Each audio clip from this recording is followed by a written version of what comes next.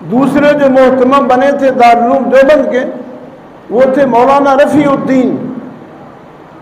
ایک دن حضرت مدرسے میں تشریف لائے، ایک طالب علم آیا، اس نے وہ برتن میں سالن ڈالا ہوا تھا، دال وغیرہ تھی، تو اس نے آ کے حضرت کو کہا کہ حضرت یہ آپ کے مدرسے کا سالن ہے، اس سے تو وضو کرنا جائز ہے، اس سالن سے تو وضو کرنا جائز ہے، اتنا پتلا سالن ہے، اتنا پتلا شوربہ ہے۔ حضرت نے اس لڑکے کو سر سے پاؤں تک دیکھا اور فرمایا کہ بھائی یہ لڑکا جو ہے نا یہ ہمارے مدرسے کا طالب علم نہیں ہے۔ استادوں نے کہا حضرت دیکھ لیتے ہیں، بڑا مدرسہ تھا، ہزاروں طالب علم تھے، نہیں پتہ چلتا تھا۔ استادوں نے کہا حضرت دیکھ لیتے ہیں۔ جب وہ رجسٹر کو دیکھا گیا جس میں وہ داخلے کا رجسٹر تھا، اس میں اس کا نام لکھا ہوا تھا۔ جب باورچی سے جا کے پوچھا، اس نے بھی کہا جی میرے پاس اس کا نام لکھا ہوا ہے، میرے پاس سے کھانا 2 ٹائم جاتا ہے اس کا۔ جب مزید تحقیق کی گئی تو پتہ چلا کہ واقعہ ہی یہ مدرسے کا طالب علم نہیں ہے، نام لکھوا رکھا ہے اس نے، شہر میں کام کرتا ہے، صبح شام کھانا کھانے کے لیے یہاں آ جاتا ہے، طالب علم نہیں ہے مدرسے کا۔ تحقیق کرنے کے بعد پتہ چلا۔ استادوں نے حضرت سے پوچھا کہ حضرت ہم 24 گھنٹے مدرسے میں رہتے ہیں، طلباء ہمارے سامنے سے گزرتے رہتے ہیں، دیکھتے رہتے ہیں طلباء کو، ہمیں نہیں پتہ چلا کہ یہ لڑکا طالب علم نہیں ہے، آپ کو کیسے پتہ چل گیا؟ آپ تو کبھی کبھی آتے ہیں یہاں مدرسے میں، آپ کو کیسے پتہ چل گیا؟ حضرت نے فرمایا کہ بھائی جب مجھے محتمم بنایا گیا اس مدرسے کا تو پہلی رات کو میں نے خواب دیکھا۔ خواب کیا دیکھا کہ دارالعلوم کے صحن میں ایک کنواں ہے، مدرسے کے صحن میں ایک کنواں ہے، اور اللہ کے نبی صلی اللہ علیہ وسلم اس کنویں سے پانی کے ڈول بھر بھر کے نکال رہے ہیں۔ مدرسے کے طلباء آ رہے ہیں، اپنے برتنوں میں پانی لے کے جا رہے ہیں، میں کھڑا دیکھتا رہا۔ فرمایا کہ اس رات جو طلباء اللہ کے نبی سے پانی لے کے جا رہے تھے، ان طلباء میں نے اس لڑکے کو نہیں دیکھا تھا، ان طلباء میں نے اس لڑکے کو نہیں دیکھا تھا، اس لیے میں نے سمجھ گیا کہ یہ طالب علم نہیں ہے مدرسے کا۔ یہ لوگ اللہ والے تھے، آج بھی اللہ والے ہیں، یہ نہیں کہ وہ پہلے زمانے میں اللہ والے تھے، آج بھی ہیں۔ ابھی پچھلے ہفتے کو یہاں مانگا منڈی گاؤں میں ایک آدمی تھا، اس کا نام تھا ڈاکٹر محمد حیات، یہ ڈنگر ڈاکٹر تھا، ریٹائر ہو گیا تھا۔ یہ مانگے گاؤں میں مولانا قطب اللہ صاحب کی مسجد کے قریب رہتا تھا۔ اس کا بڑا بیٹا جو ہے وہ بہت بڑا پینٹر ہے، عباس پینٹر، وہ مرید ہے میرا۔ ان لوگوں کے گھر میں میرا کافی آن جان ہے، تعلق ہے ان سے، سارے ان کے بیٹوں سے۔ پچھلے ہفتے وہ فوت ہو گئے،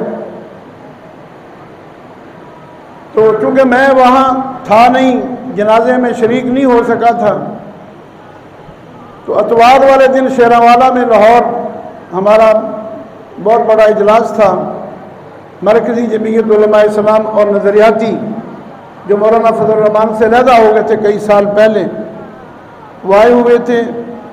ان کی کوشش تھی کہ ہمارا الحاق ہو جائے، دونوں جماعتیں مل کے کام کریں، تو وہاں اجلاس تھا۔ وہاں سے فارغ ہو کے میں سیدھا ادھر مغرب کے ٹائم پہنچے ہیں مولانا کی مسجد میں، نماز پڑھی وہاں مولانا قدرت اللہ عارف صاحب کے پاس۔ پھر ہم وہ ڈاکٹر حیات صاحب کے گھر گئے تو مولانا قدرت اللہ عارف صاحب نے بتایا کہ کچھ عرصہ پہلے یعنی رمضان سے پہلے یہ ڈاکٹر صاحب اور ایک آدمی ہے، یہ آپ سب حضرات جانتے ہوں گے، یاسین میو، مگا گاؤں میں رہتا ہے، یاسین میو مشہور ہے، اس کے پاس ایک آدمی سندھ سے آیا ہوا ہے، سندھ سے آدمی آیا ہوا ہے، وہ یاسین کے پاس رہتا ہے۔ وہ آدمی اور ڈاکٹر حیات یہ دونوں چلہ لگانے کی غرض سے راولپنڈی گئے مرکز میں۔ جب یہ مرکز میں گئے تو تھوڑی دیر کے بعد یہ بیٹھے ہوئے تھے کہ دو آدمی آئے اور اس کو جو دوسرا آدمی ہے جو سندھ سے آیا ہوا ہے، یاسین میو کے پاس رہتا ہے، اس کو یہاں سے پکڑا اور پکڑ کے لے گئے، اس کو اٹھا کے۔ ڈاکٹر حیات کہتا ہے کہ میں پریشان ہو گیا کہ اس نے جرم بھی کوئی نہیں کیا، میرے ساتھ آیا ہے، ابھی ہماری تشکیل بھی نہیں ہوئی اور اس کو یہ لوگ اٹھا کے لے گئے ہیں۔ اور جہاں مجرموں کو بند کرتے ہیں، جو وہاں جرم کرتے ہیں لوگ، کچھ جیب کترے ہوتے ہیں کہ اور چور ہوتے ہیں اور جرم کرتے ہیں، پکڑ کے جہاں بند کرتے ہیں وہاں جا کے اس کو بند کر دیا انہوں نے۔ ڈاکٹر صاحب نے یاسین کو فون کیا کہ بھائی تمہارے گھر میں جو آدمی رہتا ہے جو میرے ساتھ آیا تھا، اس کو تو یہ پتہ نہیں کیا وجہ ہے، اس کو تو جا کے انہوں نے وہ مجرموں والے کمرے میں بند کر دیا ہے اور میری تشکیل کر دی ہے۔ ڈاکٹر صاحب کی تشکیل ہو گئی، یاسین وہاں گیا، اس نے جا کے ان لوگوں سے پوچھا کہ بھائی اس آدمی کا جرم کیا ہے، آپ نے اس کو کیوں پکڑ کے بند کیا ہے؟ تو انہوں نے کہا کہ جی 20 سال پہلے یہاں اس نے چوری کی تھی، جماعت والوں کی جیبیں کاٹی تھیں، کئیوں کے بیگ اس نے پھاڑے تھے، اس میں سے ان کے چیزیں نکالی جماعت والوں کی 20 سال پہلے۔ تو اس پر پابندی لگا دی گئی تھی کہ تو نے زندگی میں کبھی مرکز میں نہیں آنا۔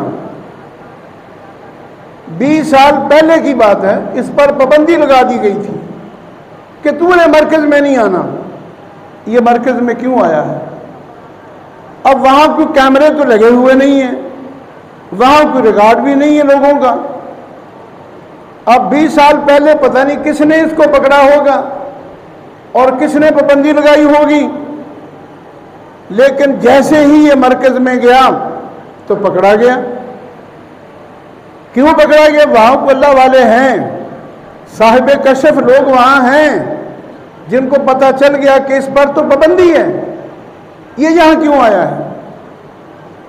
تو انہوں نے یاسین کو کہا کہ ہم نے اس کو اس لیے بند کیا تھا کہ کوئی ذمہ دار آدمی آئے، اس کو لے جائے اور اس کو کہو کہ دوبارہ مرکز میں نہ آئے، اس پر پابندی ہے۔ اب مولوی صاحب، مولوی قدرت اللہ صاحب کہہ رہے تھے کہ اب ہم بھی اس کو جب مسجد میں آتا ہے نا ہماری بھی نظر اس کے اوپر ہوتی ہے، ہم کہتے ہیں بھئی تو یہاں بھی نہ آیا کر۔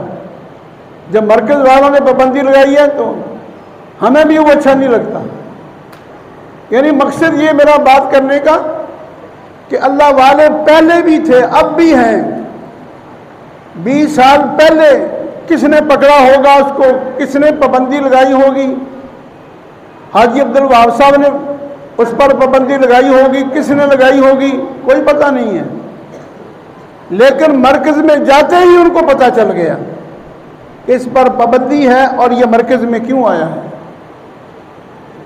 تو بات میں کر رہا تھا علم کی۔ علم جو ہے نا یہ بہت بڑی چیز ہے، ہمیں علم حاصل کرنا چاہیے۔